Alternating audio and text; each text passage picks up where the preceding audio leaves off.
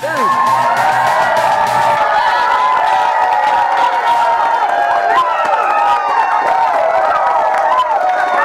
crazy. Y'all crazy. All right. Woo! Grab a seat. Woo!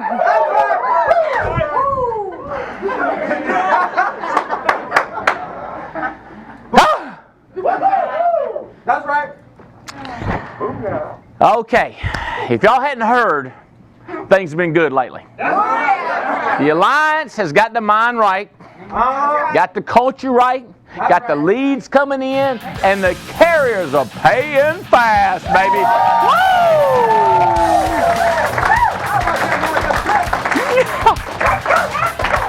So, where have we been? So we flew to Atlanta, hot Atlanta, Monday morning. That's right. People on fire, people all over the place, drove in from Auburn, Alabama. I don't know where all they come from. All over Atlanta, got 2 different hot spots pulled together.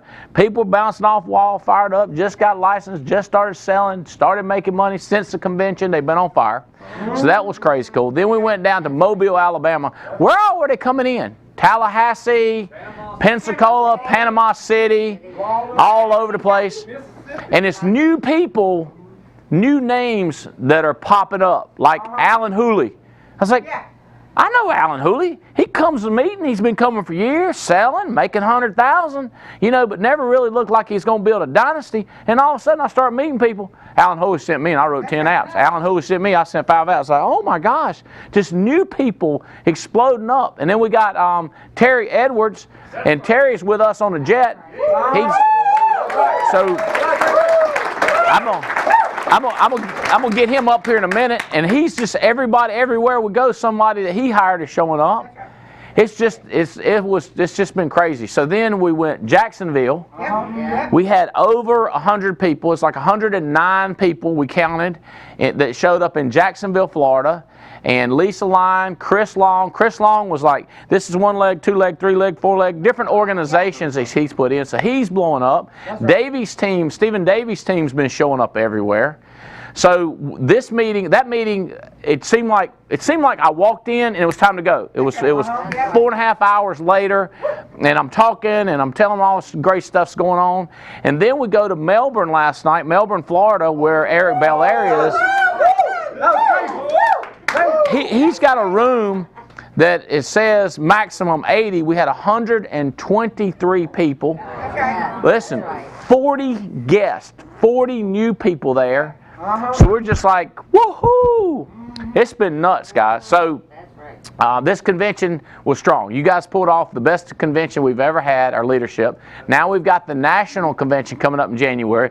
And here's what's blowing my mind, is the number of sign-ups, the people that have already committed to come to the national convention in January. What is that, 22nd, 23rd, 24th? That's right. A lot of people don't know this, but there is special stuff going on.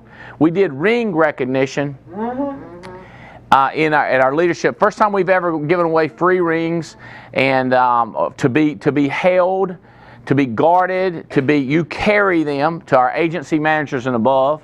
And we actually got to do that with Mark Marcellus' wife, Jennifer. She was not able to make leadership convention, but she wanted to get around the team, so we did the presentation in front of everybody in Jacksonville. Right. And she cried, and she had the children there, and Mark was all fired up. So it's just one thing after another is happening. January 22nd, 23rd, 24th. If you haven't made plans for that, start putting it on your calendar, jotting down, getting a plan to do it. I started out this week with a prayer that you might want to consider. You may not think it's something that that would fit you, but let me kind of I read it and I've used it often. It starts out like this, and I'm not sure if you are out there across the United States of America as part of the Alliance, is if it applies to you. If it don't apply to you, don't use it. I mean, chill. Relax. Everybody calm down. I hear people, prayer? What? Let me just tell you, let me show you how it goes. It says, Dear God, dear Lord, as far as today, I'm doing all right. I've not gossiped. I've not lost my temper. I've not been greedy, and I've not been grumpy. I've not been nasty. I've not been self-indulgent. All right. That's what I'm talking about. I've not whined, cursed. I ain't had no chocolate. I'm getting ready to get out of bed.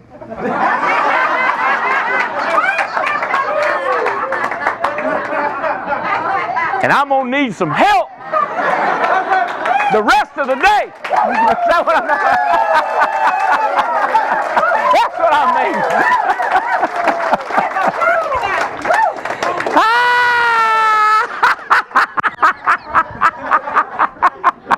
How many of y'all know how I feel? I'm going to need some help. It ain't going to be this good from here on out. Because when that leg rolls over like that right there, that's when the trouble usually starts for me. That's when that mind goes that direction. Woo, rabbit, squirrel, something. Focus, boy, focus, focus. That's right. Oh, my goodness. All right. I got a ton of stuff to cover with you. I'm so excited. I want to meet some of the people here in Wilmington. We're going to get a few hours here after the TWC, and I want to introduce the world to some of you that are kicking butt taking names.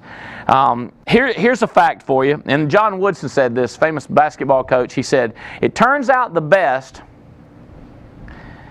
for the people who make the best of how things turn out. Wow. All right? See, here's where I ended up. This tall, this heavy, this big a mouth, this big a eyes, this personality. Hey, look, turns out this is my accent. We had a big football player. He's killing it. We call him Lucky. Oh, yeah. And what's his last name? Latoya? Is that? Work with me. Latoya, huh? Yeah. Latoya. Yeah. That's it. All right, so Latoya's back. She's laughing like crazy. I said, I saw your wife back there smiling, man. She's fired up. He said, she's laughing at your accent, man. I said, what?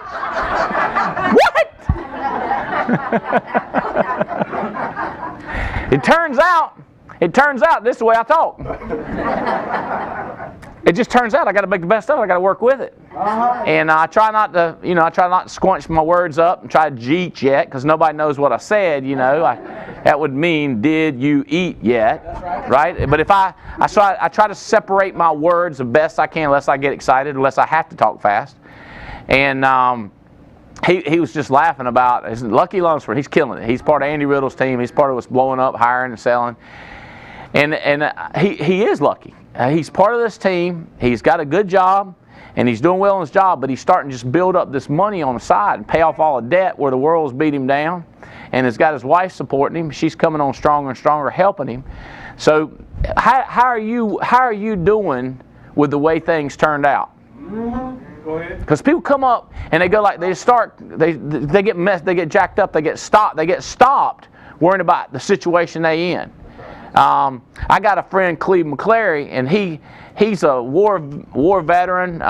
Stopped a grenade and some shotgun bullets and blew off his ear, blew his eyeball out, not part of his arm off, and his hand messed up his other hand. It just messed him up, and it took his whole arm off. Come think of it. But see, I don't think about that because I think about my man Cleve McClary, and he was talking about people that get upset with their life, and how things turned out, right? That's right. And he said how things turned out. He said everybody calm down, and he said don't kill yourself. That's what he said. He said if you just can't fight the urge, I got some suggestion for you. He said strike out and run yourself to death. That's right. Right? Because he said because if you shoot yourself for something, then you can't wish you hadn't have done that. Like it's too late, right? That's right. You'd be like, shoot, wish I hadn't have done that, but it's too late. A split second later. Or if you jump off a building, a whole way down, you could be thinking, wish I hadn't have done that. That's right. But if you run yourself clean to death, you're going to have time to think. That's what I'm talking about. He said you get out about 3 or 4 miles. Some of you about 500 yards. You running? Talk about my wife ain't as ugly as I was thinking she is. The further I run.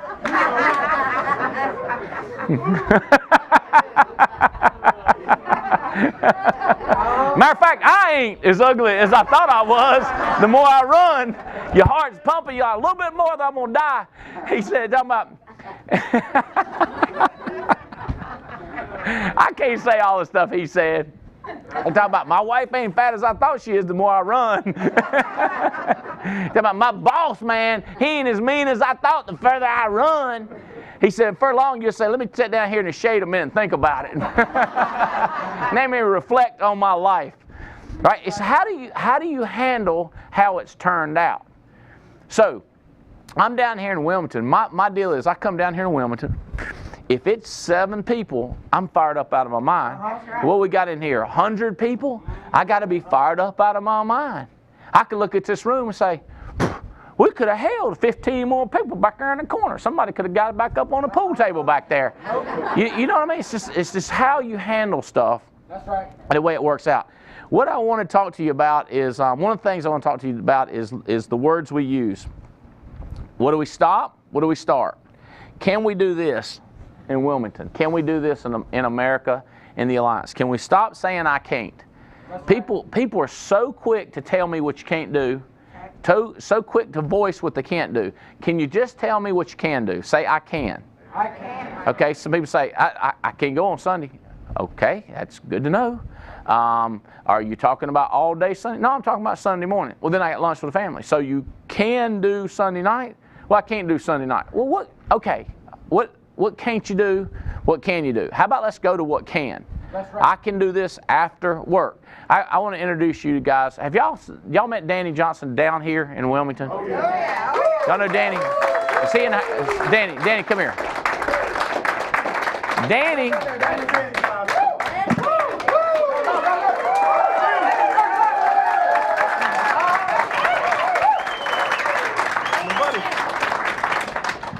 So I go back 20-some years. I've been trying to recruit Danny, and I finally got him started in November of 2013.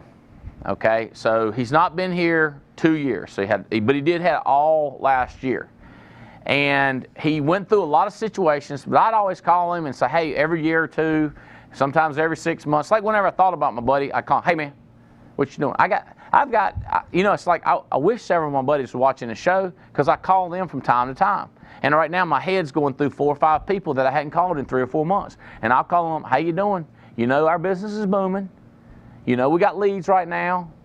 We know we got an opportunity of a lifetime. We know we got good friendship going on. We got a relationship thing going on. That's it. And I just listen to them. And they're my buddies. I want to catch them at the right time. I don't want them to get into some water sales or some makeup sales, Mary Kay. I want them to get in with me because what we're doing, one is, who the heck makes the kind of money we make? Oh, no. It's just, it's $500 a pop. And you could set up pop on Saturday. You could set up 10 pops on Saturday. That's right. You could double book. You could set up 20 pops. If you just hit 50%, that's $5,000 on Saturday. That's right. You can't do that selling that eyeliner stuff. You know what they say? Well, if I had 100 people selling eyeliners, I'd make $5,000. If we had 100 people, so I'm okay if my buddy starts selling that stuff. I think it'll be a little weird if he did, but I'm okay if he does it. I'm just saying, as far as financially, and he ain't gonna get to hang around this crowd, Stephen and Holly Davies. That's right. That's right. So the fun works out and the money works out. What's up? So he's one of them I kept calling.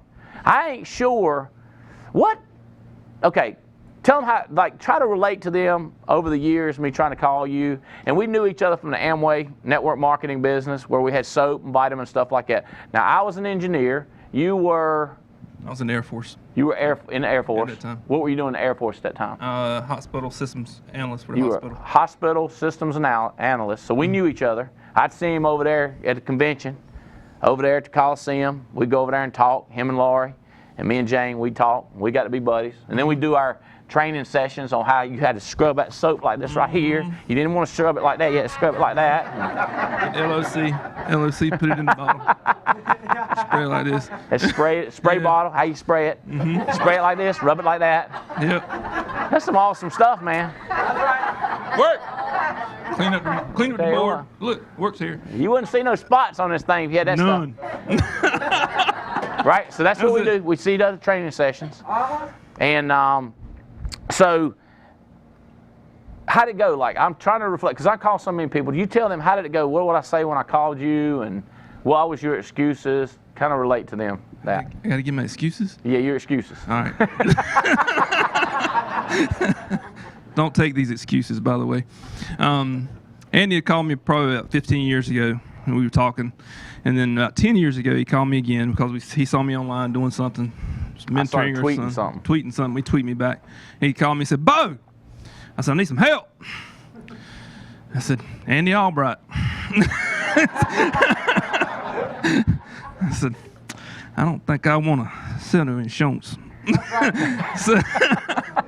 So about 5 years later, he What would called I me. say when you say that? Did I laugh? or Yeah, what? you just like, man, I just need your help, Bo. I just need help. You gonna help me out? I got that accent going on and things. We need help. Need help. And every now and then my wife would ask me, she said, who'd you talk to today? I said, Andy called me. Andy who? Albright. Andy, what's he doing? You don't want to know. But anyway. So about 5 years ago, I caught up with Andy again, and he called me. Bo! Yes, Andy. I need some help. I said, you need some help. I need somebody to help sell some insurance. What you doing? What you selling? That's what you told me. I said, a little bit of this, a little bit of that. I said, all right. So I said, no, Andy, I'm not going to do that.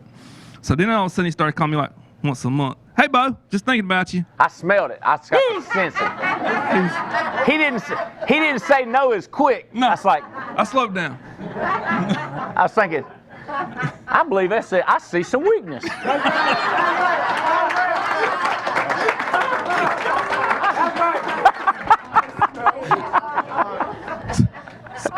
He was giving up. See, a lot of people think giving up and just doing it, that's when it hurts you, but that's when it helps you. That's right. You understand what I'm saying? Think about this, serious business. In your life, is there things you know you need to do. When you give up and you let go and you release, that's where the power is. Oh, yeah. When you know it. So I'm knowing on the phone, I'm just trying to get him to know and quit fighting because he's doing this don't work, that don't work. Because I listen to him. He can tell me more what he's doing. And we're going to do this little card shop, a little souvenir shop. And I'm like, oh, inventory, nightmare, headaches, people stealing. How are you going to duplicate that? You can't have another little shop where people doing $2 and $3 stuff. And you can't make but that much money. And, I was just like, I didn't want to say this, but I'm thinking. And I was like, if he would just give up the arguing and just give in with rock and roll. I could sense it, that he was starting to, he wasn't holding on good to his thing. That's right. You know? That's right. It was like the walls of Jericho. He kept marching around.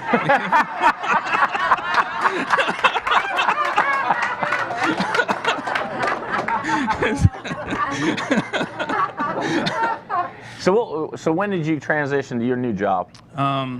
So what had happened was in 2013, end of 2013, Andy had called me just to kind of get up to speed. I started working with the state of North Carolina because I was retired Air Force. So you 10 years Air Force. I was 20 years retired Air Force. Yeah, baby. Yeah, give me, yeah, baby. Woo! And thank you for your service, whoever served.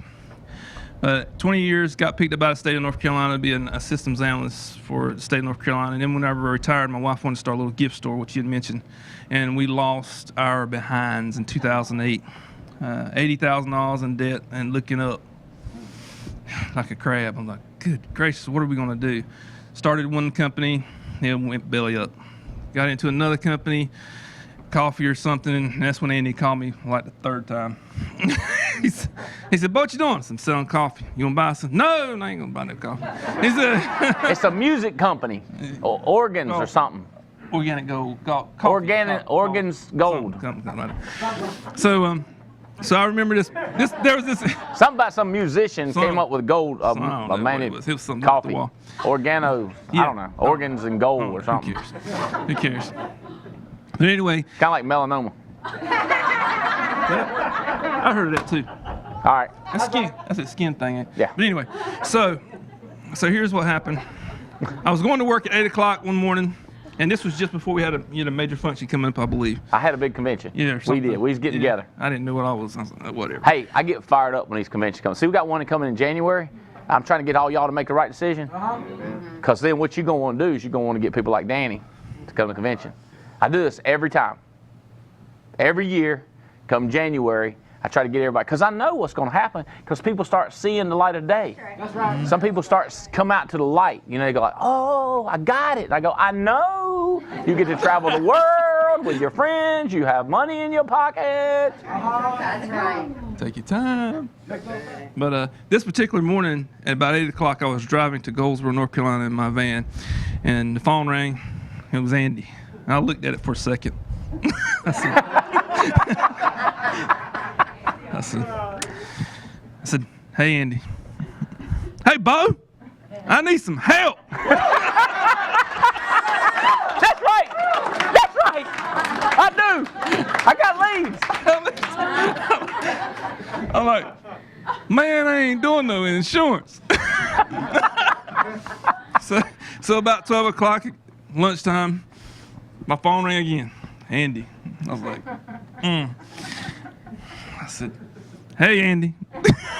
Bo, you gonna help me? I need some help. I said, no, Andy, I'm not gonna do it. No problem. So I go home probably about 3 or 4 o'clock. You call me again. Same day. That's my friend. You can't let your friend go off a cliff. I ain't lying. That's right. You know what I mean? You got to stop your friend. You got to stand out in front of the car. Don't go. You know, so other people, you're like, go off a cliff. I don't care. I don't know you. I don't know you. Go ahead. You know, but it's my friend. I got to call him. That's why I'm so big on call the people you know. Because you know them, you don't want them to go that life of misery. You don't want them suffering. I asked a resume. If you asked a resume at Craigslist and I hired you, good thing you was nice. Because I'm going to tell you what, you start arguing me much when I answer those ads, I don't care because I don't know you. Right. I don't know who they are. I just met you. I ain't got to know you nothing. I'm careful not to get to know them either, too. But when I get to know somebody, then I want them to come with me. That's right. Does that make sense? My friends, my childhood friends, my buddies, my neighbors, I want them to come with me, man. They got to come with me. College buddies, high school, I'm on them. You got to understand. That's the way I was. That's exactly the way it was. But the last time he called me, he said, "Where's Lori at?" That's my wife. I said, "What for?"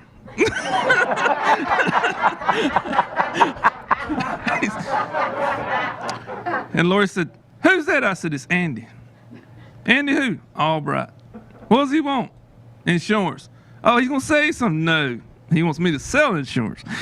She said, "I talked to him."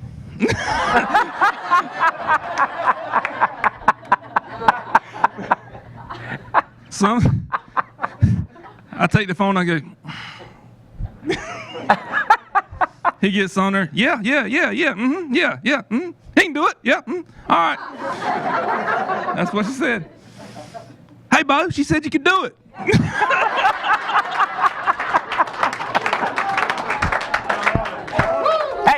Hey, it's what can you do? That's right. I don't want to need to know what can't you do. I want to know what you can do. Right. So, His wife doesn't give him the green light. I knew it was good now. Yeah, I mean, what's the like, excuse he going to use then? man, I said, what's going on? I said, this is conspiracy. But anyway, so I got back on the phone and he said, "Hey, Bo, can you be up here tomorrow?" I said, "Tomorrow's Friday, Andy. I got to work. Can you get off?" "I don't know, Bo." I said, "What time you want me up there?" He said, "Well, if you can get up here at 12 o'clock, I said, "Tell you what, make a deal with you. I'll be there at 1. He said, "Perfect." I said, "Man, that's a long way. How'd I get there?" He said, "I'll give you directions." I was like, all right. Every time I would come up with some kind of excuse, he'd be like, and Lori said, "You might as well go. He gonna call you again."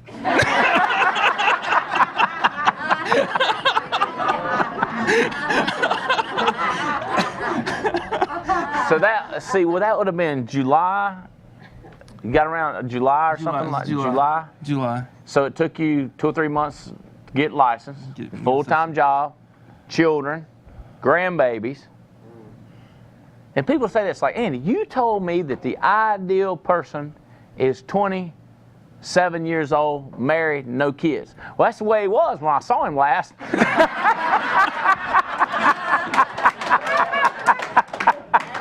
In my mind, that's who I was talking to. But Look here. You're looking for good people. Yeah. That's right. If it's good people, it don't matter. And I didn't know about his financial situation with this shop they've started.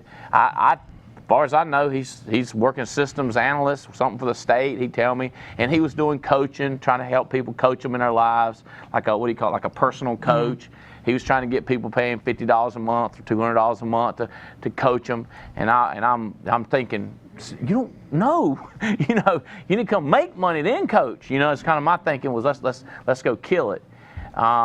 So I'm trying to get him come to convention. He ends up getting his license. So you come to convention, sign up, get in class. And November gets his license ready to start selling. And here's when it gets crazy. So he had all last year. When could you work? Like, what was your schedule that you agreed to work? My schedule is pretty simple. I work 50, 60 hours a week. So my time is pretty limited for most people. But I got my earpiece. And so on Mondays, Tuesdays, and Wednesdays while I'm on the road, I recruit. There's a lot of people to talk to you while you're riding on the road. So I post Craigslist ads, recruit those days, and then Thursday afternoon from 5 to 9, as soon as I get home, I start dialing, making my appointments. That's right. So I run appointments Friday night and Saturday. So I got that schedule set, and my wife knows that's my schedule. Everybody around my home knows that's the schedule. Don't mess with me while I'm making my dials and while I'm doing what I'm supposed to do. That's right. Because what's happening is we're climbing out of a hole that was dug very deep. We're trying to get back to broke. That's right. Okay, Adam Katz talks about here. Now I can smell something now. If it rains one time, I can make it. But what's happened is the culture has really changed how we look at life. And it'll change how you look at life also. And I got to tell this part here when I first saw Andy at the corporate office. I'll never forget this. You probably don't remember, you remember this. Andy's hair was a little bit longer and he had a purple suit on, looked like Randy Travis. I was like, Bo! But he was coming down the hall and he said, Bo! I said, hey, Andy. But it was funny. Robbie Kraft was there. And I'll tell you what, whenever Robbie came down, Robbie's like, this dude's a mess. Talking about you? Yeah, he's talking about me. I was like, who are you? But after understanding the culture and getting around Adam Katz, I saw Adam Katz. And I said, I remember him. I've seen him a long time ago. He started telling me some stuff. And then all of a sudden, Alex Abian. I said, Daddy, how you doing? I was like, I'm set up. See, me and Alex Abian and Adam Katz and Danny, we were all friends from another business, and like we were just different businesses. Now Adam was with me, so we just knew each other. Yeah. And so then Adam's been with me the whole time, and Abian came not too long afterwards, right? So Danny was more reunion. Matter of fact, there's any more of y'all out there, come on. We got room. We got room. And we got leads. And we need some help. Now, we need some help. But it's been an awesome ride. I'm looking toward the future, and it's helped me. This. How about this? Part-time. Where are you going to find a job? Chick-fil-A. That's where I recommend people work part-time that can't get an insurance license. I recommend Chick-fil-A because you don't have to work on Sundays. They got a good attitude, and you get a good snack during your break. That's right. That's right. I don't know about the pay and benefits, but I know that part's good. Where are you going to find a job part-time? I talked to a guy the other day. He said, I was the guy that held us, when they're doing road construction, held it stop, and then when ain't no traffic, he turned around to slow. That's right. That could be a part-time job. What's it going to pay? $8 an hour, $9 an hour, $12 an hour? What you going to do? Because you got a full-time job. How you going to do something part-time that pays you $150 an hour, $200 an hour? So part-time, working, dialing on Fridays, selling on Saturdays. Did you sell? You had to sell onesie, twosie somewhere else besides besides Saturday. Every now and then I would pick up somebody was at my church or something, and they were breathing. Lowest contract starting out, part-time, deposits in your checking account. How much did you make last year? $47,000. That's right. That's right. Woo! Awesome. So that give him a run rate. He had a run rate of November and December 2013, learning the system. Now, keep in mind, he knew me since been around since July, got his license finally, and then a run rate of 2 months, and then 47,000. And then this year, here we are, and where we August. Yeah. Do you have any idea how much? Do you keep track of it? You know how much you made so far? I haven't even looked. But we'll do probably 80, a little more this That's year. right. That's right, jump up.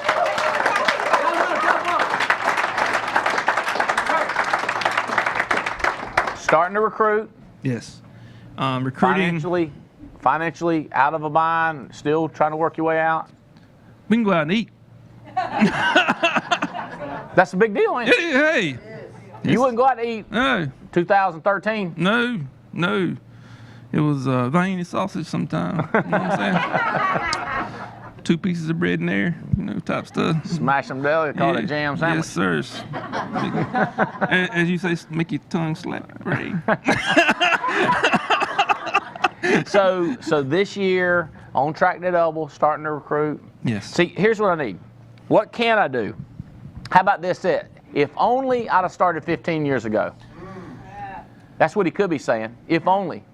How about I started a year ago? That's right. How about I'm starting now? There you go. That's the key. That's right. That's right. If only I could talk like you, real country like you and Danny. If only I knew the language better. If only I didn't have my accent. If only I was more tan. If only I was lighter. If only I was darker. If only I had more hair. I mean, what is it? If only I had the IQ. What is it that you're if only in? We got to stop saying that and say, That's right. I will. I can. Amen. How about this? I don't think. That's a true statement for a lot of people in America. I don't think. If they just stop right there. I don't think I can do it. I don't think. How about this? I don't think America needs that much insurance. I don't think they'll write checks to me. I don't think I can stay awake at night. What is it you don't think? What do you know? How about this? I know that if I don't do something, ain't not going to change. That's right. Can we make that statement with absolute certainty? I know. How about this? I know I'm smarter than some people in here. That's right. That's right. I know somebody in here ain't up there with me. Somebody. I know if he can do it, I can do it. That's right. I know if she can do it, I can do it. I can do it. Hey, listen. I know I can find somebody can do it. That's right. That's right. I know if I keep looking, somebody's going to see this, and I'm going to get a percentage of what they do. I know that's the way the program works. How about this? I know Mutual Omaha is going to pay the money. I know Foresters wants us to do. What do you know? You're saying, Terry, your life takes on such a different meaning when you go, I know. This I know. When you hear people, especially in break rooms, around the water cooler, if you could do some of these gossip lines, or God help, these social medias, it's always I think, in my opinion, I guess, here's what I believe. I'm going like, what? It's like, I think. What do you know? This I know. That's right. Somebody is going to get lucky. Somebody is going to find somebody. Somebody's going to find a check. Somebody's going to get the newest. Somebody's got to do it. I know this. That's right. Why not me? It goes on down the list. I don't have time. Did you have time? If I made time, I make I time. made time. That's right. You had to give up some Saturday time. Had to give up Friday night. Yep. How did Lori handle that? No more Friday night dates. Were y'all going on Friday night dates for the business? It's hard to go on Friday night dates when you're just eating some bread and, you know what I'm saying? You ain't giving up nothing. No, not giving up anything, really. I'm afraid not. I'm afraid. I'm afraid. I'm scared. I'm frightened. I'm sure. Can we just switch the words? The first thing I do when I start talking to somebody new is I go into the words. I want to get into how do I get you to say the words? Say I can. Stop saying but. I know I can make money, but. And then it has something to, basically, They build themselves up and then they chop themselves down. I know I can do this business, and I have some time Friday night, and I can work it in at lunch. That's right. I need the money, and I know I got to do something. See how the whole world changes when you go, I know, I can, I will. Anything along those lines, and I just won't work with anybody because I know as soon as they start chopping themselves down, I can't build them back up as fast as they cutting themselves down because they're with themselves 24/7. And I'm only with them 15 minutes an hour. I get an hour and a half with them on the TWC. Some of them don't pay attention. Some of them ain't plugged in and listening. I can't compete with your craziness, with your self-defeating deal. Hey. There's things that you're saying to yourself. There's things that you hear inside your head. But if you will do this, if you will make sure that what comes, you can't control that, but you can control. And people say, yeah, you control what you think. I know you think that, but that's not true. Okay, I know you can't, but here's what I know you can do. You can control what comes out of your mouth. That's right. And if you will control the words coming out, it'll affect what's in your head and how you feel. And I know this. It affects us around you. That's right. Amen. And I know this. If you ever see a turtle sitting on top of a fence post, round fence post, turtle sitting on top, what do you know about that? Get up there. He did not get there by himself. That's right. And I know this, if people want you to succeed, if they care about you succeeding, they will help you. They will give you a hand. They will give you a tip. They will give you encouragement. They will try to help you. And people like people that say words like I know and I can and I must and I'll find time and I believe. That's right. I believe it's there. Then people are going to try to help you. The more you get help, the more chance you get of getting where you want to be, no matter how crazy it is. Amen. Is that right, baby?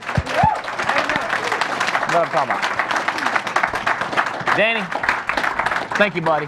Thank you. Love you, man. Appreciate you, buddy. I want y'all to meet Danny and hear a lot of $47,000. Do you know how it makes me feel that a friend of mine that I stayed after made that on the side? And by the way, if he'd have said $17,000, I'd have been like, woo! Because you understand, my man, how's he going to do that working on Saturdays? Ain't no way. You say, oh, Saturdays, you work 8 hours. No, you can't. Do the math. Just punch it in your little calculator. The money, it's not there if you're making $10, $12 an hour, $9 an hour. And if you're making tips and you got an $18 an hour a night job, you ain't going to get that kind of money. You can't pick up it'd be hard to pick up $17,000. Now he's on track. Danny, where are you at? Are you on track to win the Banff Canada? I am. Yes, sir. So he's right on track to win an all-expense-paid trip to Canada. You imagine him and Lori hanging out with us, hanging out with you, Pam? It's going to be crazy. It's going to be so much fun. Uh-huh. That's right. Here, I want to tell you, I've got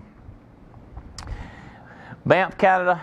You know about that? Well, you don't know about that. If you're brand new, we give away all expense-paid trips. This one is to Banff, Canada, which is in the Rockies of Canada, on the western side of Canada. It's the most beautiful place you've ever seen in your life. Landscape, mountains, just crazy beautiful. And then we're going up to Lake Louise. So go to NAA Leads, check out the contest page. I'm not going to tell you on the whole thing. A lot more stuff. I promised how to reduce costs, increase profits. So drive down your cost, increase your profits. All right?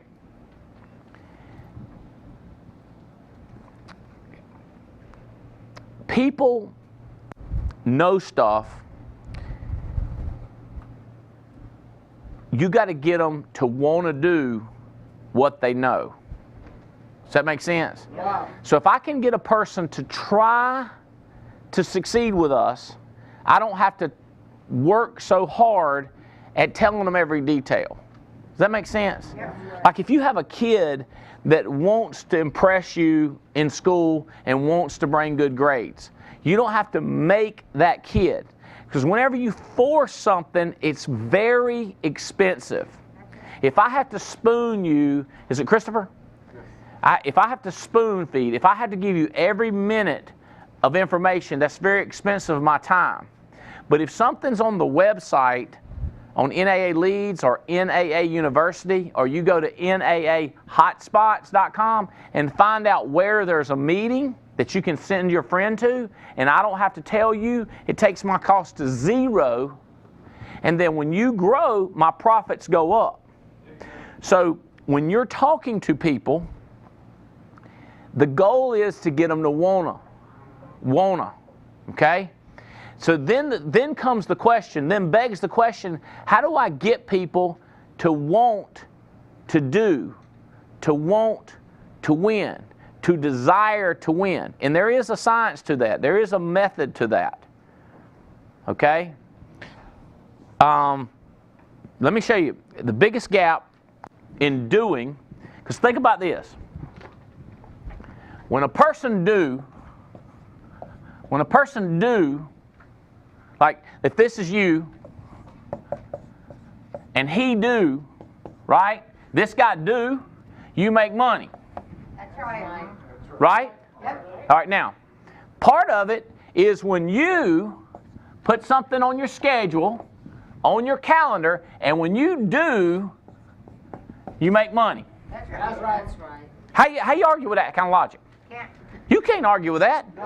It's when you do the do. Now, y'all know, if you want something, y'all get crazy, fanatical. That's just the way you are. So the goal is for you to get you to want, to do. And then the next goal is for you to want to get this guy to do. So the goal being do. There's a gap between know and do. You see the problem? What we're trying to do is just get the know up to the do. And people say, people don't know. A lot of people know. That's right. Here's what I know. Listen to this. There's people that don't know what to do. There's three kinds of people when it comes to change. See, if you're here, that in engineers, that right there means change, right? A lot of people say every time you turn around, you're drawing a pyramid about something. I can't help that in engineering, that means change. So you're trying to change from here to there, from the know to the do. That's called change. Now, most of the time, do people want to change? Yes. Really? Why you say yes? Do people want to change? What's been your situation? Well, I want to change. You want to change? Here's what we want to change. This is why he said yes. Change income brackets. That's right. That's right. I just want to change what I do, though. Oh, no. Do people want to change what they do? No. Change their schedule? Change their work habit? Change their attitude? No. All you want to change is your money.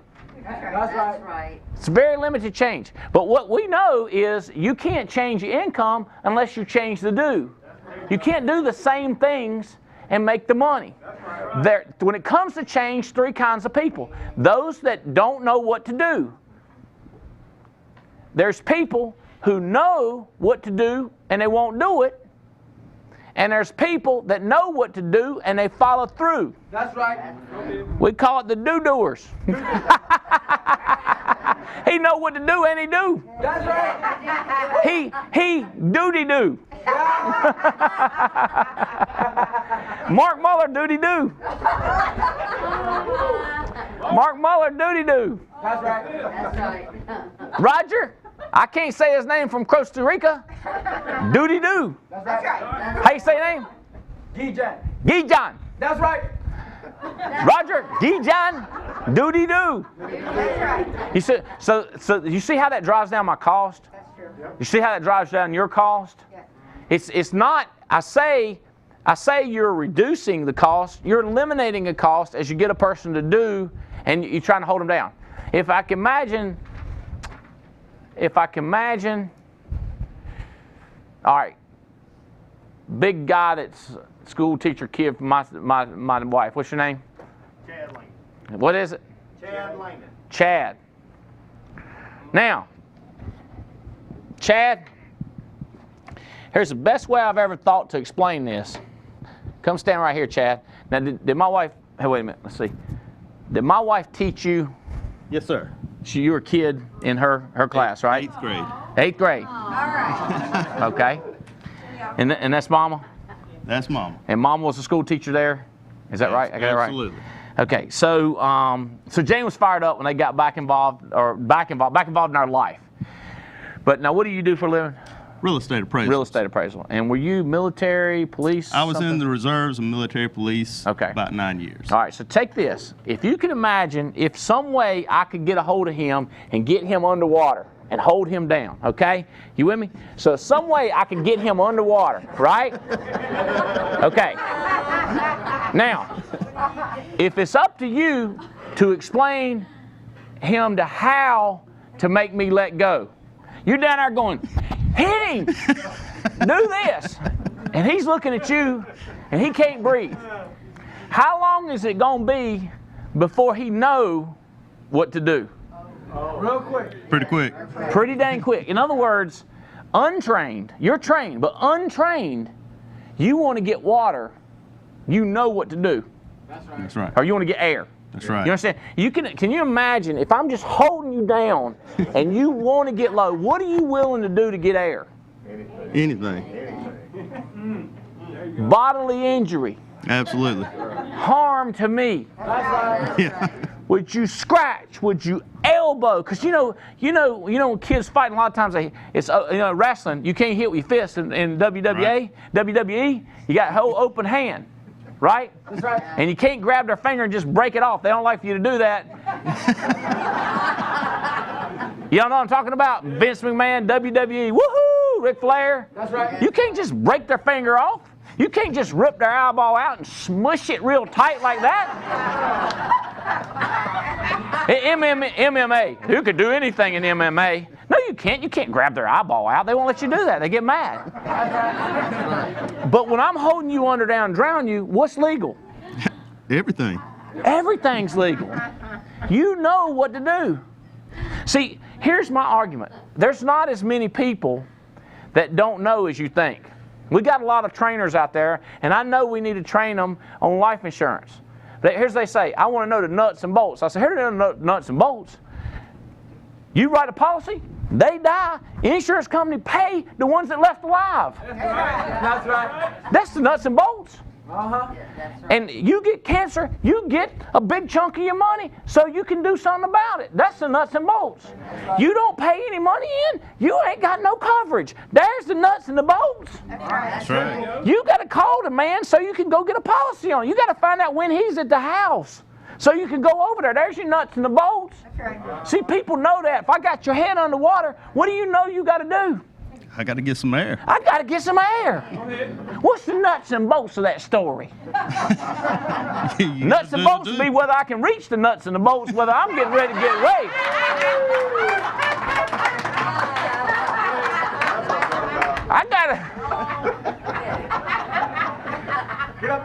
I gotta get some air up in here. You with me? Most people know. I ever tell you about a woman got a parakeet, have some friends, family, so she have some conversations? No, I don't believe I've heard that. Tell him. Go ahead. The woman talking about husband gone, children don't like me. Y'all know anything like that? I'm all alone. I don't know why nobody don't want to be around me. Y'all know what I'm talking about? Everybody gone. She said, went down to the pet store. The man said, I got a parrot. You gonna like him. She said, let me see him. That jerk was just chit-chatting over there, just talking in the corner. She walked up and he just looked at her. And the man said, you get to know him, this parrot will be your best friend. He will just titter-chat with you and go back and forth. You'll forget the rest of your family. He can talk. He's awesome, got personality. That's right. She said, all right. So she brought him home. She fixed him this. She done sold her. He done closed her, right? So she got that parrot. He got him a nice little house, set him right up there in the kitchen. And she was telling everybody at work, I showed him. Parrot gonna talk to me. I got me some conversation. So she come home in the afternoon and she's like, how you liking your new kitchen? He just looked at her same as he did before. She said, you ain't going to say anything to me? He said, you ugly.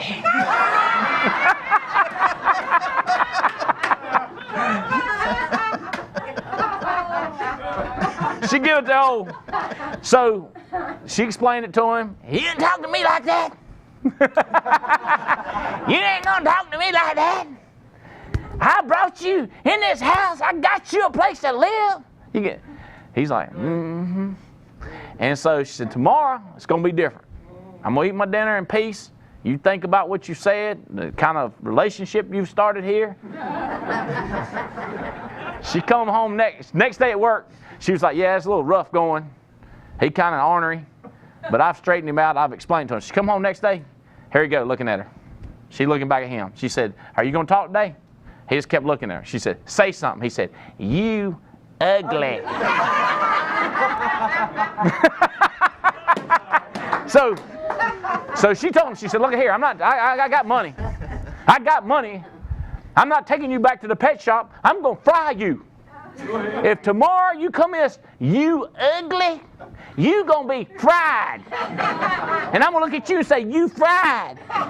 You say you ugly, and you going to get plucked. I'm going to say, you plucked. You understand me? Parakeet. She's fired up work today. She said, it's going to be awesome today. He understands. I got through to him. Next day she come in, she looked at him, he looked at her, she looked at him, he looked at her, she looked back and forth. She said, what you got to say? He said, you know.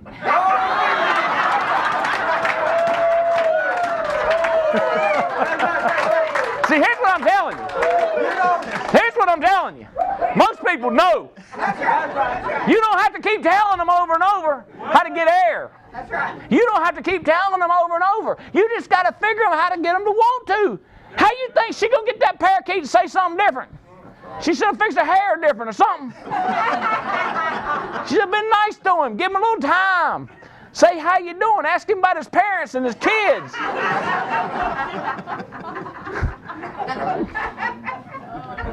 Nod at him and say, you cute. Talk about his green feathers. What is she?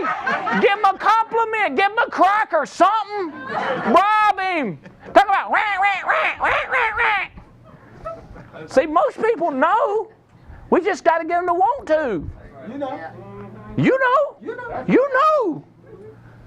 People ask me something, and I guess the cat's kind of out of the bag now. Like, because now people be asking me something, I always say, you know. Who's doing a meeting tomorrow in Atlanta? I go, you know. See, because all they got to do is go on the website and look it up, right? Now, listen, don't everybody understand. I want to talk to you. Got a question? I want to tell you how to.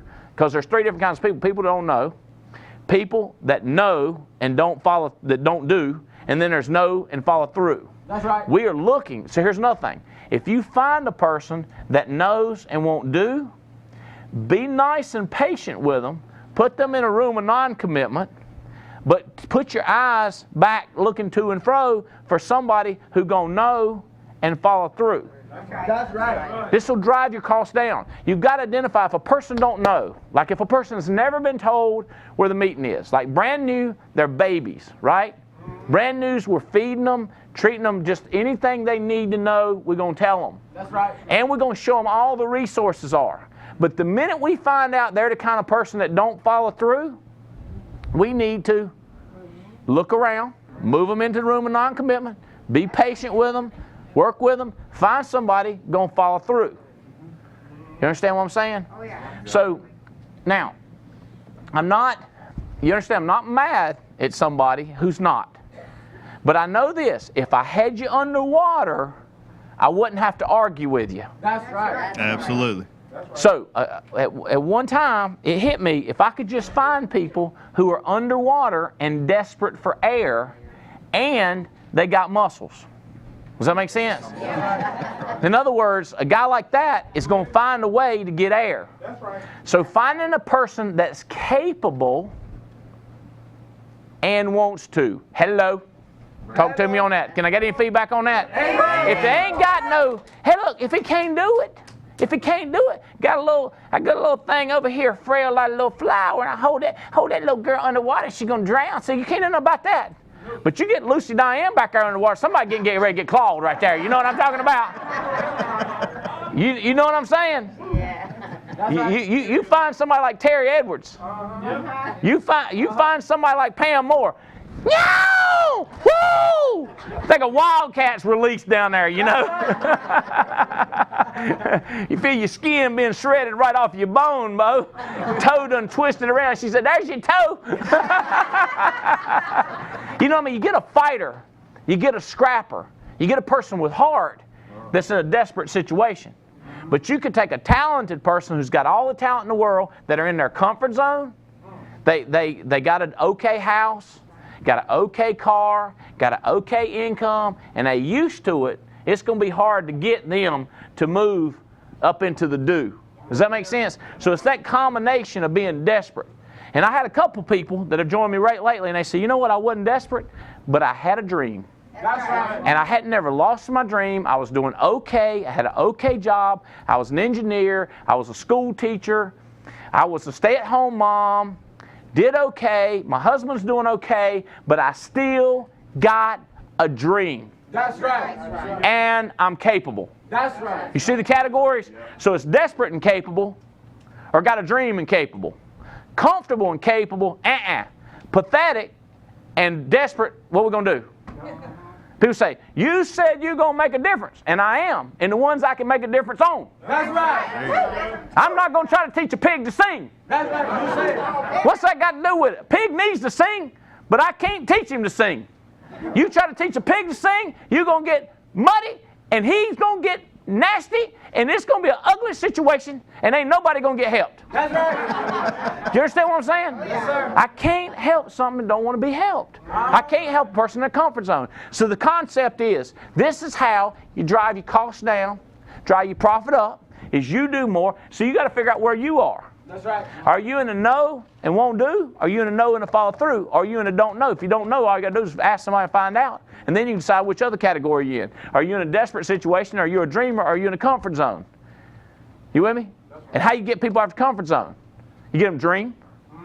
You put some dreaming sauce in front of them. Anybody got any Rob reports in them magazines? How about my, oh my gosh. We've been flying around on a jet. Here's one of the craziest things. That's right. We've been flying around on a jet. Where's my jet stuff? Okay? Here's the Rob report. Bring me my Rob report. The magazine with the pictures. I don't see the magazines with my pictures. I see the jet. All right, check this out. Rob report. I subscribe to this report, and I encourage people to do. It's all about dream stuff. This is not normal stuff. You don't know where it went? It's in my bag? Okay. Yeah. All right, so be careful there, Bo. You're like a bull in a china closet, I guarantee you. All right, look here. So we're looking at, I'm going to get people to start looking through. I hand out these magazines, and I say, would you just flip through that and see what you like? All right? And jewelry, if you like wine, if you like cigars, cohibas, all kinds of stuff, boats, yachting, can you start to dream again? So if you would just look through that and tear out, feel free to tear anything out that you want. Just rip it out. I know you think it's against the law, but it's not. Children, not scared to tear something out of a book until somebody beats their brains out for it. What's wrong with you? That book costs $7. I got to take that back to the library. You all right? So then when you get old and you older and you tell them, tear something out of a magazine, I remember I did that one time. I couldn't sit down for a week. Hey, Bo. It's funny what people get used to, ain't it? Tear it out. Is it okay? All right, so one of the things, when we fly into these private airlines, they have these massive dream magazines like this Architect. Now, if you go to the store, this thing's going to run you about $20, $17.95. Unbelievable pictures, unbelievable house stuff. It's just, look at this furniture. Guess what? In the places where we go, you can pick up 10 of these for free. I like to take new people on a jet with me. I go grab them. I told them that everything y'all wanted is free, so just grab you some, and let's go on to the meeting. And people are there. They're looking around. I said, seriously, I just grab them. I said, everything's good, right? We're good right now. I said, yeah, you can take one. But it's all free. And we grab all these magazines, so everybody grabs them and then takes them to the other meetings, and everybody's like, that's crazy. I go, yeah. The wealthier you get, the people you hang around with, There you go. the more and more stuff you have access to, and it seems easy. That's right. Because that's what we used to. Does that make sense? So, oh gosh, check out these things. So, that's what I'm looking for right there. All right. Is there one more over there that has pictures in it? I had a photograph in it. Okay. So, when we landed, when we were going down to, that's it right there. That is it. Thank you, guys. So, when we went down to, here's another one of these Robert reports. Y'all tear out what you want out of that. Just seriously. It's Adam Katz's anyway. I don't care. Tear something out. I want to hear some ripping. I hear some ripping of some pages while y'all going through there. But see, what you're doing is, it's like smelling salts for a dead person. Does that make sense?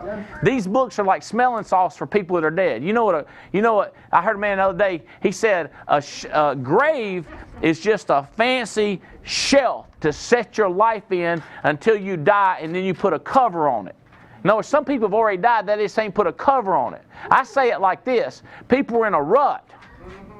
What's a rut? It's a grave. It's a ditch in the ground, but a grave has an end to it. A rut, you just keep going. You ain't dead yet. You just living life. You dead. You in a rut. No excitement, no dream, no burn, no difference to move on what you know and do. What's the point? You're in a rut. It's a grave. You're dead. So many people like say, so I smelling sauce. Now listen to you. I ain't gonna do much smelling sauce because it's harder to raise the dead. Y'all ever tried that? My man Kimmon, he was raised from the dead, right? He was dead in the yard. They come in there and doop, doop, doop, doop. Man said, whoa, whoa, whoa, whoa. They brought him back. Now I'll tell you what, if you ever raised somebody from dead that had a dead dream and you raised the dream in them, you got a fighter. That's right. Because he was talking to us, and we picked us up at a private airline over there and brought us over here, and I could just hear it.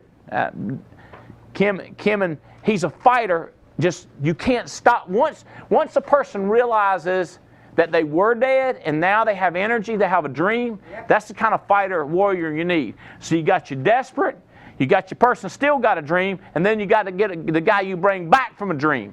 You bring them back from the dead into the dreaming by giving them the smelling sauce, the Rob report. That's right. So the people that I had on a plane, Eric Belair said, Andy, when you come down to Melbourne, how about the next morning we tour this place called Embraer, okay?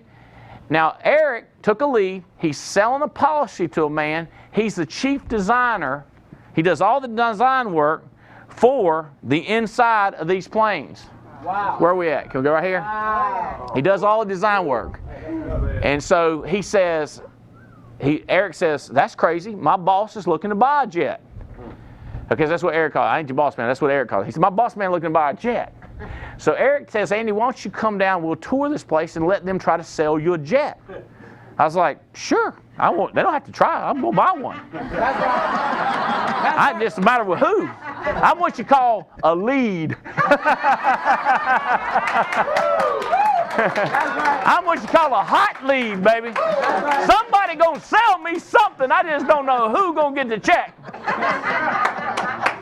So here's what I told Eric. I said, Eric, I'll go do it, but I said I got 8 people with me, and all of them got to be invited. Plus my pilots got to get invited, and whoever's picking us up got to be invited. He said, I don't know if I do that. I said, well, so I can tell them I ain't coming. That's like somebody says, I'll write you a check, Awesome. but you're going to have to come at 5 o'clock in the morning. What I say is, I'll be right there. Well, that's what this man said. He said, oh, you got 11 of them? Bring them on, baby. We're getting a 4 tour. So they brought us over there, give us the hard hats, the safety shields. Here's the line you walk across. It's confiscated our phones. Now, we got the picture of the outside, so we got proof we were there, right? That's right. And we got a picture of this inside sign. But once we got into, they took us into manufacturing. They had them all on the assembly line. No pictures, no cameras, let me have your phones, blah, blah, blah. And they toured us around the whole place, just sucking up to us the whole time. 5 guys armed all around us, watching us, because this is planes. Then we went into model airplanes. You talk about dreaming. That's right. Was that crazy? It was firing my dream up. Everybody that's with me's dream. They give us this. Check this out. Let me tell you what they did. Eric Belair got them to do this. Look at this. They did a mock-up of a red, white, and blue. We're going to call it American Fly. We got the American Ride. Now we're going to have the American Fly. So the man, he's got this jet, and he's mocking it up, just trying to talk us into it, you know, and they're going, and I can hear Adam wasn't with me, but I can hear him in the background going, buy it, buy it, buy it, buy it. I'm going crazy, man. Oh, man. All right, buddy. Thank you, man. Fight for air. Just like you can't stand it without it.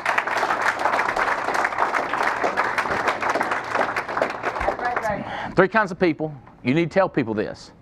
Yeah, in other words, what I'm telling you, listen to me. What I just did with you is what you got to do with people.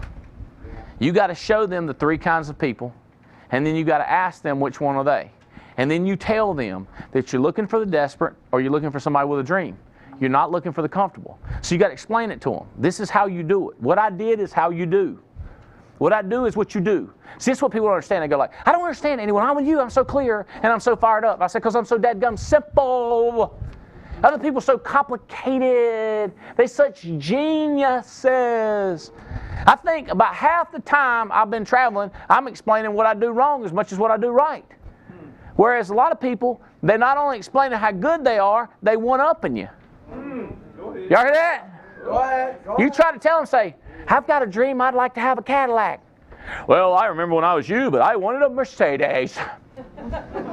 And you're like, oh, I'm sorry, you wanted something bigger than me. I should have kept my mouth shut.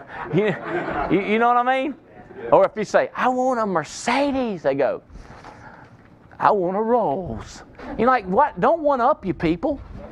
When a man says, I want a brand new Toyota Corolla, you go, them things are nice, man. That's right. I'm going to help you get one of those. Don't be the one-upper. Stop it with the better stories.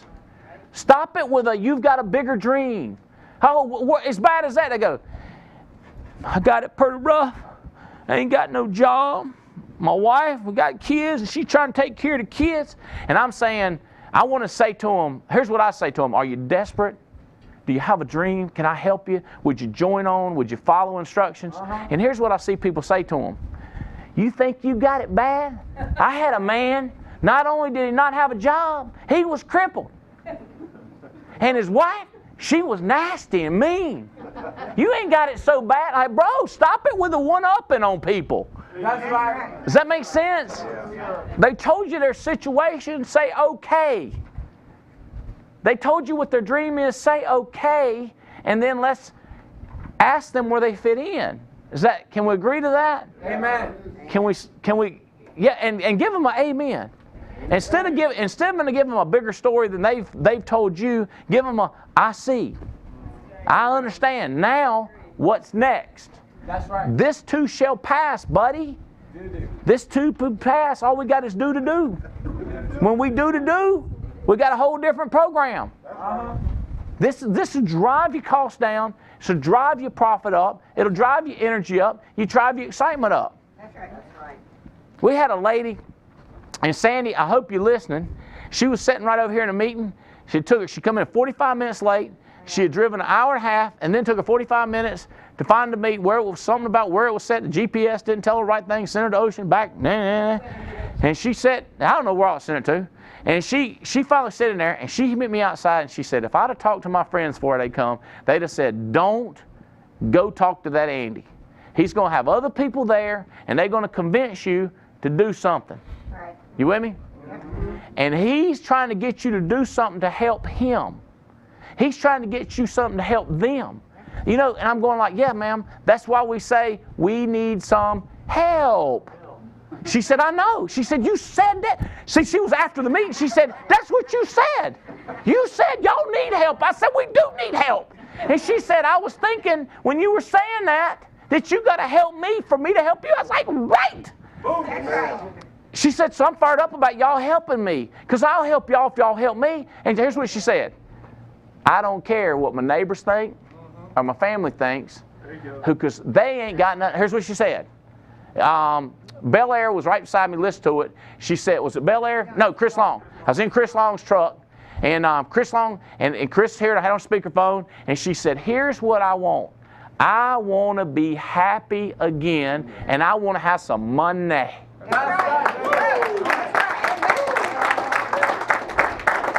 And here's what I told her.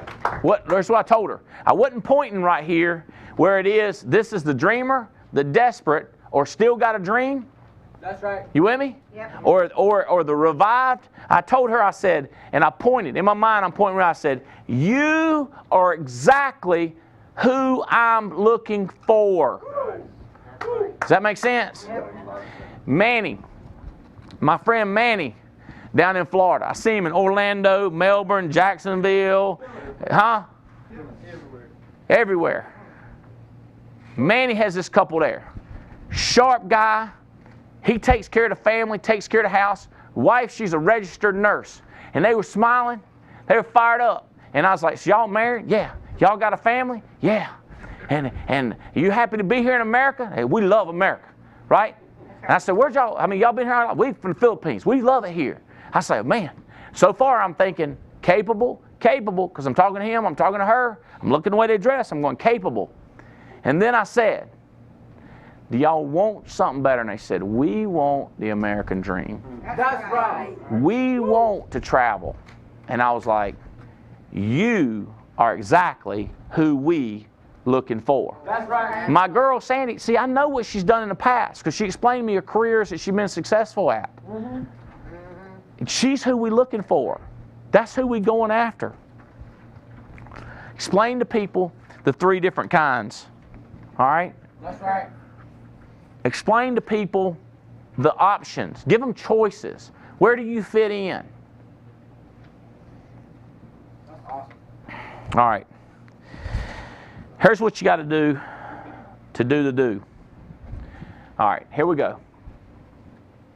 You need to decide what you have to do.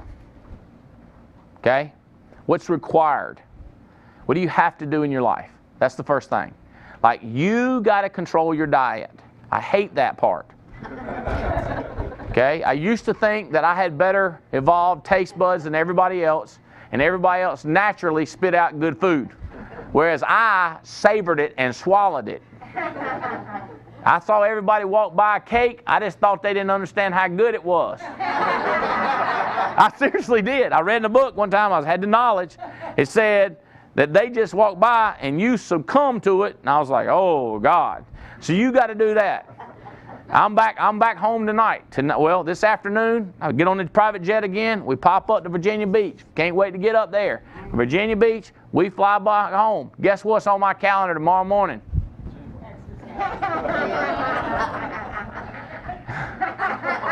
Guy sitting beside me, he gonna be standing beside me. That's a good job, Albright. You working now, man. You doing a good job. I'm like, yeah, I wish I could get somebody else to do this. He said, yeah, we could get some more of your employees. I said, no, I wish I could get somebody to do it for me. I don't want to do it. There you go. I heard you. I have to talk to people. That means I have to read books. I have to listen to audios. I can't let somebody else do it for me. That's required of me. To be my wife's buddy, I got to go on dates. I got to plan. Yesterday, let's see, what, Sunday? I got 5 acres, about 5 acres of sunflowers, and they're coming up and they're not starting to open up. So why would you plant 5 hours of sunflowers? I'm trying to decoy some evil birds that have been sneaking in on my property and pooping on the cars, eating the seeds. They have aggravated my dogs.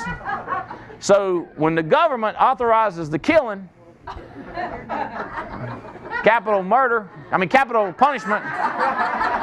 punishment of these birds, we're going to mow down these sunflower seeds and attract these evil birds, and we're going to shoot them, right? That's right. That's the game plan. That's right. I'll apologize to all the, yeah. Hey, I love animals too, a little salt and pepper.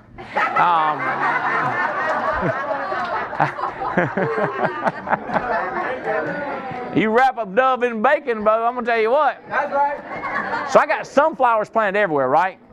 And I'm looking at things. My wife says, I think they're so beautiful.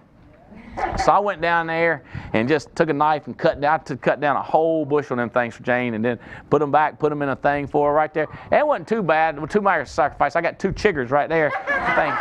Y'all know what a chigger is? Them things been itching me the whole time. I'm trying to tell people how to make money wanting to scratch. You know, it's right there in the crease, right there. You know.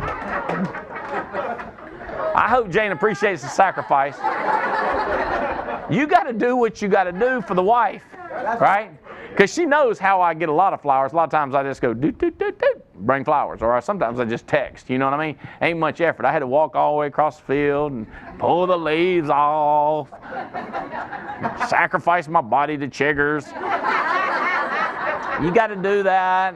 You got to do stuff for the children. You understand what I'm saying? But stuff you don't have to do. Okay, you got to figure out what you got to do, and then you got to figure out what you don't have to do. You with me? This is how you do the do. The way you do is you figure out what you don't have to do, and you make excuses for the stuff you don't have to do. Does that make sense? Like, and I was talking to I don't want to say the girl's name, young girl, 14 years old, one of the kids of one of the parents, one of the greatest parents we have, and she said, Andy, some of the people that want me to hang around are trying to make me feel guilty for not hanging around, but they're not the right kind of people. I know it, my mom and dad knows it, but they're my friends. And I'm like, welcome to life, buddy. You got to say no to the wrong stuff. You got to say yes to what you got to do, but you got to learn to say no to the wrong people. People that are pulling you down. People, like, I have had people come through my life, and I get to liking them, knowing them. Next thing you know, they start talking bad about their wife. They start talking bad about their wife, and they want me to talk bad about my wife too. And I was like, I can't do that. Because, let me tell you something. I know I ain't perfect. Way far from it. And I don't want to say this, but I got to tell you this. My wife looks perfect, and she's beautiful. I love her. She ain't perfect. And if they start wedging one little thing she does against me, and then I say it again, it's going to get worse. So you have to get away from stuff like that. That's right. And then people will ask you to move. They will ask you to help them move. They'll ask you to help them go do stuff. And you've got to learn to say no to the stuff that you don't have to do. And then you got to look at all the things you get to do. You could work with this person, You could go do a hot spot. You could go get a part-time job. You got to look at your return of money on your due, right? You could do administrative work. That's something that you get paid for to do your paperwork. But if you could hire somebody to do your secretary work, like Pam Moore has done, she can do what she gets paid this much for. Why should she spend? You only have this much time in a day. You got 24 hours. If she takes that much time doing $10 an hour work, she don't have it, and then she takes family time, and then she takes fun time. She's only got this much to make money. So if she could change it and make huge returns on time here, it drives your income up. So what you're doing is you're stopping the cheap stuff, the stuff that don't help you so much. Oh my God, the stuff that goes backwards. People laugh at me about the Facebook thing. I don't post on Facebook. I don't get on it. You know why? Because I get sucked into these people's pictures. And I get to looking at people's kids that I don't care nothing about. I don't know who they are. But I keep looking at kids and say, what's wrong with that young'un? And I'm thinking, I ain't got time to think about what happened to him. Y'all know that? And they make up relationships they don't have. I realized it, just woke up one day and I said, not only is this a zero return on my money, it's a negative. Because I have to work hard to get out of the mindset I got in looking at that junk. Oh God, news. Lord have mercy. Is that just, who needs to know over there in the worst neighborhood, the worst street there is, somebody robbed somebody? Let me just tell you, in the worst neighborhood in your city, somebody robbed somebody. Now you don't have to watch it every day. It happened. It's going to happen tomorrow. Somebody hit somebody, shot somebody. cut somebody, stole their money, got mad, got in a fight, done cursed them, done said something obscene, done said something to them racial, done said something to them. Oh my God, it happened. Now let's go make some money. That's right. That's what I'm talking about. Can we just get that out of the way? Yes, sir. People say, I watch it for the weather. Get you an app on your phone that says weather. Hit that thing and see the weather. Now you don't have to look through 30 minutes of beatings and torture and misery and heartache to see that it's going to be sunny today.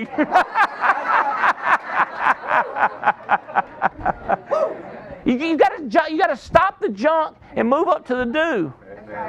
Y'all with me on this stuff? Yes, sir. We hear you. Oh my God. Hey, listen, let me tell you something. If I can get this in the right order right here, I think I can do it right here. I want to give you, who's my ring people? Adam Katz, you come up here. Beth Katz. Anybody else got a ring in the room? Let's give these guys a hand.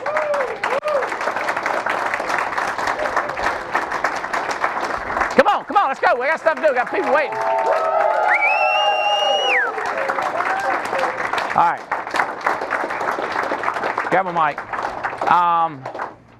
Terry Edwards, come up here. Go ahead, Terry. Get up in there, Terry. Woohoo!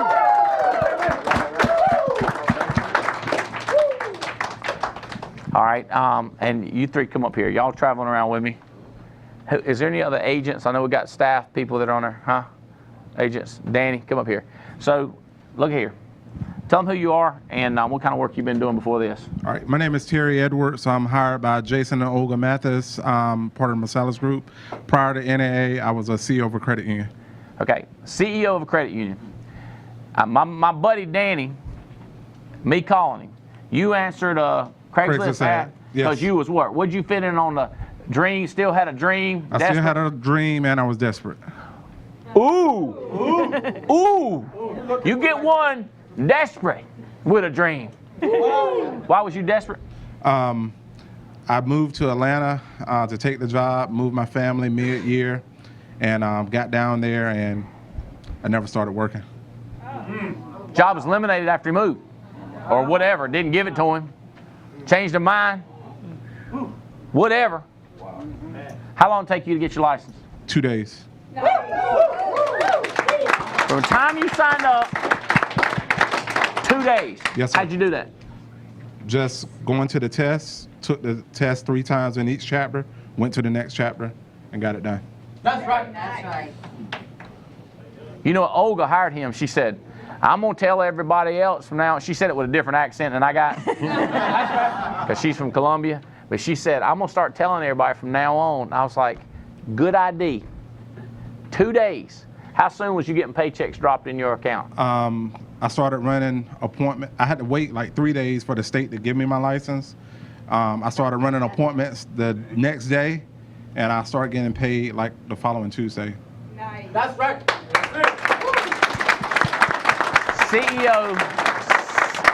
CEO of a credit union. Yeah. How fast had you replaced your income as CEO of a credit union? Well, actually, like my second month. Oh my. Well done.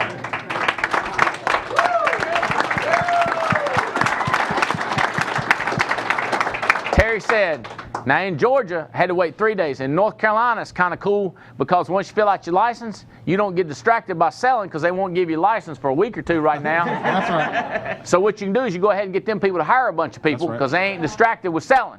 Yeah. That's right. That's Now- what I started doing. I was recruiting while I was, the 3 days I was waiting, I cut and paste the ad that I responded to Genius. and said, well, if I responded to it, somebody else will respond to it. That's right. And I started hiring.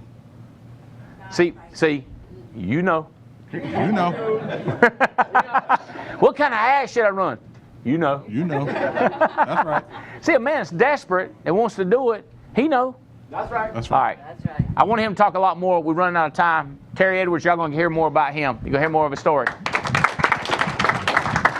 Tell us who you are. I don't need the whole life story. I just know who you are and what you were doing before you start with us. My name is Robin Harkins. I'm director Twig Rollins, part of the Andy Katz, or Andy Albright. Oh my gosh. Okay.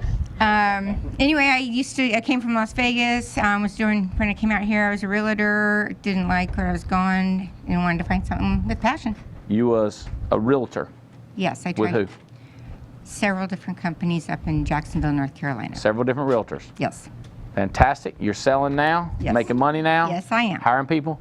Pam Moore? Does everybody know Pam Moore? Pam Moore? Pam Moore? Good job. Pam Moore, what kind of work were you doing before you started? Restaurant management. Restaurant management. Okay, we're going to have to figure out how to clarify this. Because I say she was the owner of 2 restaurants. What do you say? Well, we own 2 restaurants.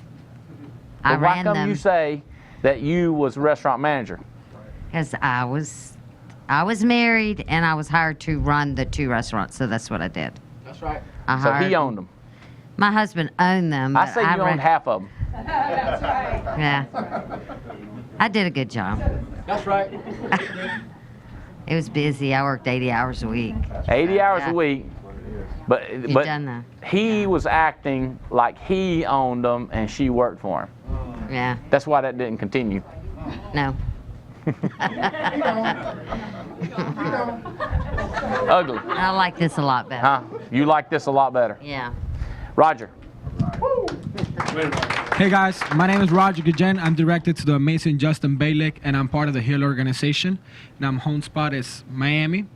Before this, I was actually working as a valet driver, and that's actually where I found the business. I was actually valeting my manager's car, Justin Balick, who drives a Honda, and very nice place. So I kind of asked him what he used to do, and then I just wanted to join the alliance after that. after You he saw his explained. car and you said, I want a car like that. That's right.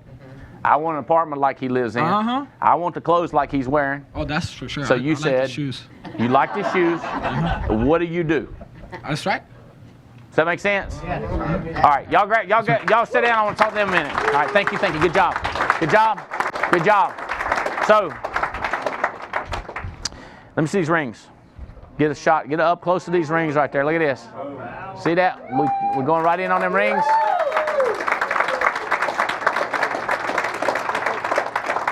Those of you that were not able to make our convention and you didn't see the ring ceremony, here's what we said. The rings you're about to receive, and so I'll say it to you, the rings you're about to receive, because in January, we're going to award rings to agency managers, new regional managers, new district managers. The ring you're about to receive is highly symbolic. You'll notice the prominent placement of our ideals, prosperity, inspiration, and eternity on the face. The colors, red and blue, are nestled in a neutral background. They represent our love for the United States of America and the opportunity it provides to pursue our dreams. One side features our logo atop an eagle's head, the eagle a symbol for American freedom. The other side features our 8-sided star representing our 8 steps to success and our 8 core values. Your passion for this ring is also symbolic. You have been designated as the caretaker for this ring because you have now shown character worthy of recognition. As a ring recipient, you have proven that you believe in the 8 core values of the Alliance, and it signifies, and you will strive to be excellent in your work, to serve your clients by giving the extra mile or going the extra mile, to maintain integrity by being honest, ethical, and transparent, to be accountable by accepting responsibility for your actions, to respect your clients and fellow associates, to have compassion for your fellow associates and clients, to help build a sense of community, to be grateful for the gifts that have been bestowed upon you. As you follow these principles, you will remain the caretaker of this ring until such time that you advance with the Alliance and you are granted new ring privileges. That's right. You have shown a true understanding of what the Alliance does: sell, recruit, and build. This is evident through your past activity, and for this, deserved recognition is necessary. With entry into this elite group of the Alliance, we challenge you to wear this ring as a symbol of your commitment to the team and as a reminder of the importance of your relationship within the team. This ring also serves as an ongoing challenge for continued effort and investment to build a true legacy that will last past this lifetime. Congratulations on your success in the Alliance, and thank you for continuing the legacy for those who follow behind you. Woohoo!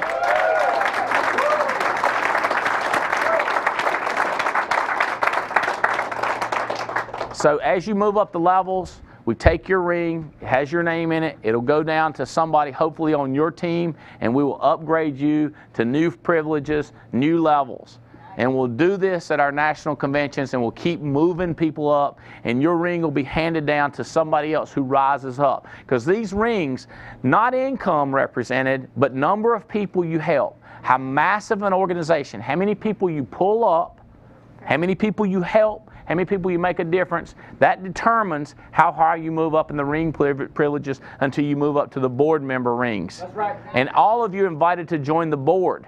But start with the management position, agency managers, and then move up. Who knows whose ring you'll move into? You move into Lampy's? Will you move into Alex Fitzgerald? Will you move into Paul Roberts, Chris Long, Stephen Davies, the Careys, Jason and Tawny? And we want to give out more rings. That's right. Hey, Bo, I need your help. We got leads. People need to be helped. People are crying out. They're living lives of quiet desperation. Let's go find them. We love you, Alliance. Bye-bye. See y'all.